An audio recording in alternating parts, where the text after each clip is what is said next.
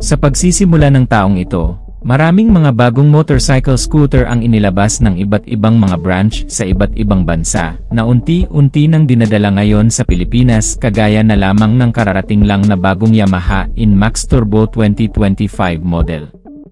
Hindi pa man masyadong nasisilayan ng marami ang bagong modelong ito, ay may mga bagong motorsiklo pang inilabas ngayong taon ng iba't ibang mga brand na mas maganda pa raw sa Yamaha INMAX, at yan ang isa-isahin natin ngayon. Ang mga motorsiklo na siguradong mapapabilib ka na lang sa ganda ng mga format, mga katangian na dinadala ng mga ito kasama ang mga kabuang presyo ay aalamin natin.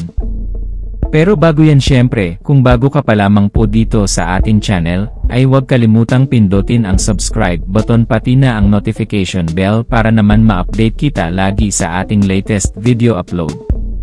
SWAYIM DRJBT Version 3 2025 model. Nakilala ang SWAYIM, isang Taiwanese motorcycle brand na nagdadala sa Pilipinas ng mga makabagong motor na may mga modernong gamit at sarili nitong estilo. Ang manufacturer ang isa sa mga pinagkakatiwalaang brand ng ibang mga motorcycle enthusiast na naghahanap ng hindi lamang sa matibay, maporma din na klase at mas kumpleto pa sa gamit. Ang bagong motor na ito ang ikatlong bersyon simula nang ipinakilala ang pangalawang bersyon nito noong year 2022. Napaka-unique ng disenyo nito kung ikukumpara sa marami, maging sa unang bersyon nito. Pero nagdadala pa rin ng modelo ng mas makabago at modernong teknolohiya, gaya ng LED projector type na headlamp na ipinares sa kakaibang disenyo nito na parang out of this world. Meron itong TFT display instrument meter cluster na magbibigay ng malawak na impormasyon, access connectivity sa rider na makakagamit.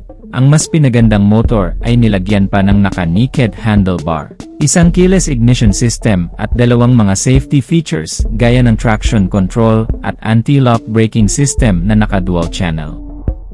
Naka-all-LED lighting system mula sa harap at likod, at isang single-sided shock absorber sa likuran na may kasama pang coil spring. Malapad ang gulong nitong DRJ, isang signature nito para magbigay ng balance at magandang stability lalo na sa mga pakurbadang kalsada. Ang futuristic na katangian ay ipinares sa futuristic na itsura nito.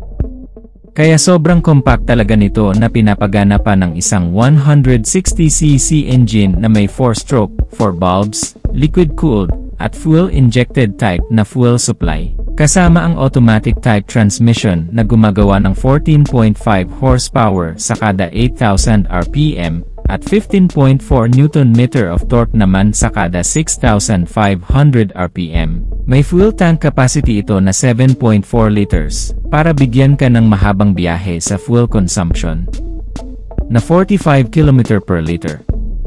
Ang kabuang bilis nito ay umaabot ng hanggang sa 120 km per hour. At bibigyan ka ng mas balance, komportableng biyahe sa pamamagitan ng magagandang suspensions, brakes, at tires na ikinabit sa modelong ito. Bukod pa riyan ay nilagyan din ito ng mga convenient features, gaya ng isang USB port charging system, mga console packet, at isang malawak na underseat compartment storage para sa mga gamit. Itong bagong SWAYIM DRJBT version 3 ay may kabuwang seating height na 803mm, wheelbase size na 1,380mm, at tumitimbang ng 135 kg. Originally made sa bansang Taiwan, ang motor at inilabas na sa iba't ibang bansa sa Asia.